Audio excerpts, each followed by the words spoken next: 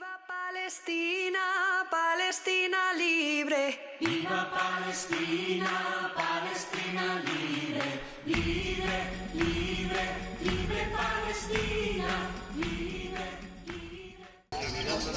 Molt bé, Edu, estem de nou així. Ja portem 2 anys protestant per el genocidi sobre Palestina del govern sionista d'Israel. Com veus el moment actual? Pareix que ara han anat a per Líbano, menys mal que Iran almenys està fent resistència contra el poder imperialista dels Estats Units i Europa està molt còmplice també amb aquest genocidi, no? Home, l'altre dia, ahir precisament, vam fer una trobada tots els governs, tots els governs progressistes en contra no de Trump, sinó de la guerra i de la força, no? Perquè torna a imperar els drets humans, a veure si va la cosa més avant, no? Però sí, els governs estan molt parats. Molt bé, i què trobes?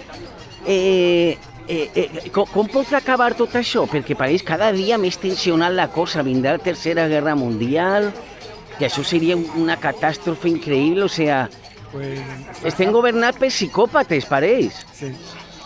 Si no se'n paren els peus a Netanyahu, no, perquè està clar que Netanyahu ara diu que no retira del Líban. El que vol és més terra, perquè continuen venint els judeus de tots els puestos que vagin a Israel a viure.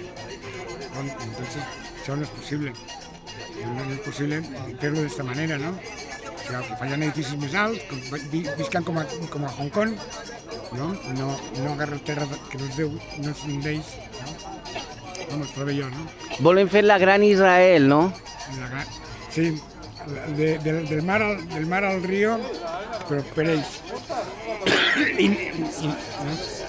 Volen agarrar de Líbano, Síria, Palestina, Jordània, inclús Iraq. Sí, l'antic Israel, sí, no sé, la Biblia, el que diu en la Biblia, no? Però bueno, diem que els d'Iran són talibanes, no? Però que els jueus també són sionistes en aquest aspecte, no? Una puta religió, que sembla mentira que la gent encara avui en dia faci més cas de la religió que no de la humanitat que hi ha en el món. Molt bé, mestre, un missatge per a que la gent vinga així a aquestes concentracions? Ja va.